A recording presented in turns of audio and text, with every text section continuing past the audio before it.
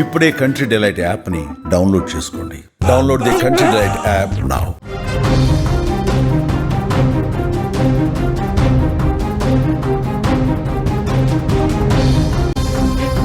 మాజీ మంత్రి వైఎస్ వివేకానందరెడ్డి హత్య కేసు మరోసారి రాజకీయంగా తీవ్ర చర్చనీయాంశంగా మారింది. ఈ హత్యపై Andhra Pradesh deputy CM Pawan Kalyan assembly సమావేశంలో భాగంగా స్పందించారు.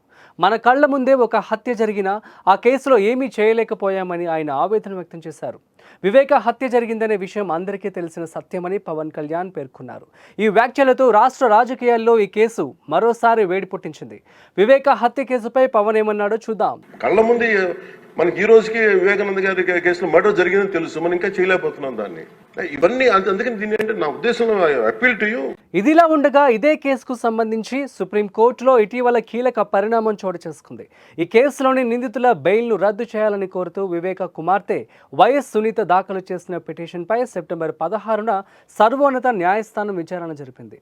నిందితుల బెయిల్ రద్దు విషయంలో తాము జోక్యం చేసుకోలేమని స్పష్టం చేసింది. ఈ కేసులో సిబిఐ ఇప్పటికే తుది ఛార్జ్ షీట్ దాఖలు చేసిన విషయాన్ని సుప్రీంకోర్టు ప్రస్తావించింది. ఈ నేపథ్యంలో బెయిల్ రద్దు పిటిషన్పై విచారణ చేపట్టలేమని తేల్చి చెప్పింది. తదుపరి దర్యాప్తు కోసం కింది కోర్టును ఆశ్రయించాలని పిటిషనర్కు సూచించింది. ఒకవైపు డిప్యూటీ సీఎం హోదాలో పవన్ కళ్యాణ్ ఈ కేసుపై తీవ్ర వ్యాఖ్యలు చేయడం, మరోవైపు సుప్రీంకోర్టు నిందితుల బెయిల్ విషయంలో కీలక ఆదేశాలు ఇవ్వడంతో ఈ కేసు ఎలాంటి మలుపులు తీసుకుంటుందోనని సర్వత్రా ఆసక్తి నెలకొంది.